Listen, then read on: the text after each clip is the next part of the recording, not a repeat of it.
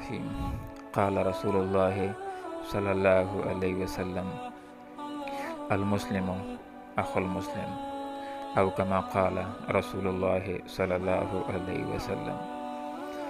نبی اکرم صلی اللہ علیہ وسلم کا ارشاد اقدس ہے، مسلمان مسلمان کا بھائی ہوتا ہے۔ آج ہماری گفتگو کا موضوع طاقت کا راز ہے۔ محترم سامعین، مسلمانوں کی طاقت کا راز اتحاد اور اتفاق کے اندر ہے۔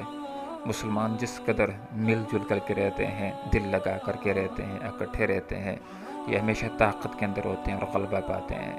لیکن مسلمان جس وقت آپس میں لڑنا شروع کر دیں، ایک دوسرے کے اوپر کفر کے فتوے لگانا شروع کر دیں، انتشار کا شکار ہو جائیں، تو یہ کمزوری کا شکار ہو جاتے ہیں اور یہ مغلوبیت کی طرف آ جاتے ہیں۔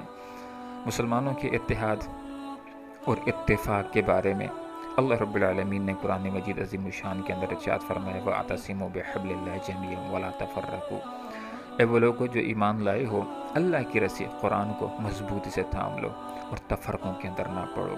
انما المؤمنون اخوہ، قرآن کے اندر اللہ رب العالمین نے ارشاد فرما کر کے پوری دنیا کے مسلمانوں کو، خواہ وہ عراق کا رہنے والا ہو، خواہ پاکستان کا رہنے والا ہو، خواہ سعودی عرب کا رہنے والا ہو، سارے مسلمانوں کو ایک لڑی کے اندر پرو کر کے رکھ دیا ہے۔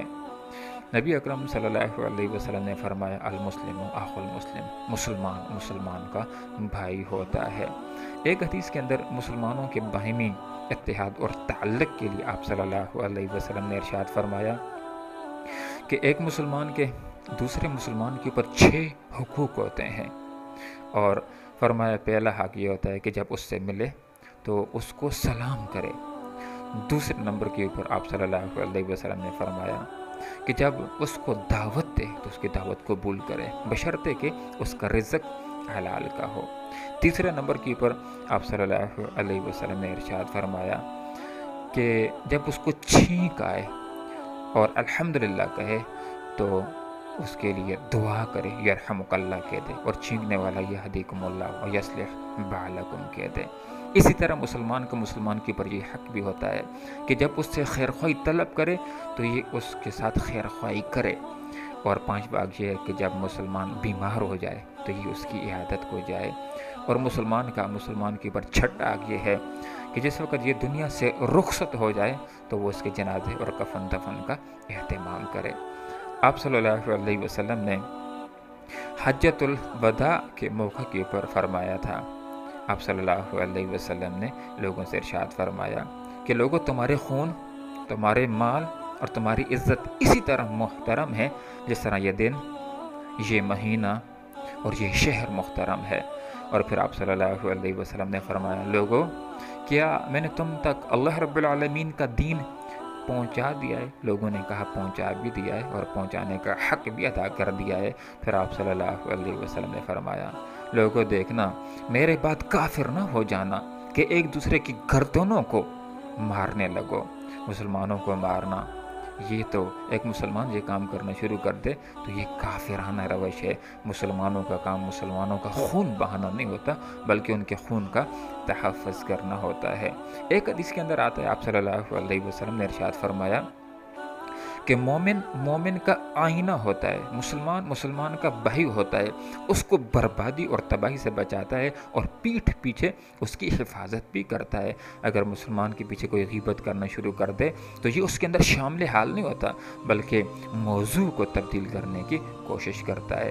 ایک روایت کے اندر آتا ہے، آپ صلی اللہ علیہ وسلم نے ارشاد فرمایا کہ مسلمان کا بھائی ہوتا ہے، نہ خود اس کے پر ظلم کرتا ہے اور نہ اس کو ظلم کے آگے بے یار و مددگار چھوڑتا ہے۔ اور آپ صلی اللہ علیہ وسلم نے یہ بھی ارشاد فرمایا کہ ایک آدمی جو مسلمان بھائی کی حاجت میں لگ جاتا ہے تو اللہ رب العالمین اس کی حاجات پورے کرنے کے اندر لگ جاتا ہے۔ اور فرمایا جو آدمی کسی مسلمان کی پریشانی کو دور کرے گا، اللہ تعالیٰ اس کی قیامت کی پریشانی دور کرے گا۔ قیامت کے دن، محشر کے دن اس کے اوپر جو پریشانی آئیں گی، اللہ رب العالمین ان پریشانیوں کو دور کرے گا۔ اور فرمایا کہ جو کسی مسلمان کی پردہ پوشی کرے گا تو اللہ رب العالمین میدان محشر کے اندر اس کے منہ کے اوپر پردہ ڈالے گا۔ نبی اکرم صلی اللہ علیہ وسلم نے مسلمانوں کے باہمی تعلق کی خاطر اور اتحاد اور اتفاق کے حوالے سے فرمایا، آپ صلی اللہ علیہ وسلم نے فرمایا کہ تم لوگوں کو، مسلمانوں کو ایک دوسرے کے اوپر رحم کرنے میں، ایک دوسرے کے ساتھ محبت کرنے میں، ایک دوسرے کی طرف شفقت کی خاطر جھکنے میں ایک جسم کی مانند پاؤ گے۔